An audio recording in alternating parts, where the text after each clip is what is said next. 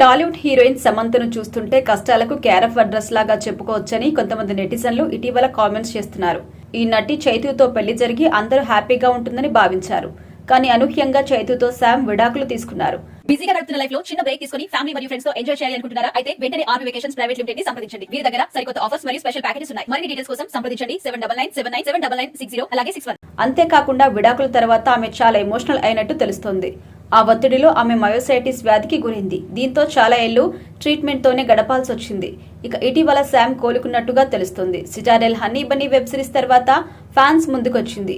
ఇంతలో తెలంగాణ మంత్రి కొండా సురేఖ శామ్ కథంపై రచ్చరచ్చ కూడా చేశారు. ఇక ఇది పోని అనుకుంటే తన మాజీ భర్త ఇంట్లో పెళ్లి బాజాలు మోగుతుంటే మరోవైపు సమంత తండ్రి కన్నుమూశారు. దీంతో మరలా శామ్ చాలా ఎమోషనల్ అయినట్టుగా తెలుస్తోంది. ఇక రక్త బ్రహ్మాండ్ వెబ్ సిరీస్ లో శామ్ చాలా బిజీగా ఉన్నట్టుగా తెలుస్తోంది. ఇక తరచుగా తన ఫీలింగ్స్ ని సోషల్ మీడియా వేదికగా పోస్టులు పెడుతూ సమంత వార్తల్లో ఉంటున్నారు. ఇది ఇలా ఉండగా సమంత గతంలో మయోసైటిస్ వ్యాధికి గురికాక ముందు ఒక స్టార్ హీరోస్ తో మూవీకి ఒప్పుకున్నారట. ఈ ప్రాజెక్టు మాత్రం శామ్ మయోసైటిస్ కి గురి కావడం వల్ల ఆగిపోయిందట. ఇదే క్రమంలో ఆయన ఎన్నిసార్లు శామ్ ని కలిసేందుకు ప్రయత్నించినా ఆమె కూడా అవాయిడ్ చేసిందట. దీంతో చిరెత్తుకొచ్చిన ఆ స్టార్ హీరో సమంతకి లీగల్ నోటీసులు పంపారట. మరి ఈ వార్తల్లో నిజం ఎంతుందో తెలియదు కానీ ఈ న్యూస్ మాత్రం ప్రస్తుతం వైరల్ అవుతోంది.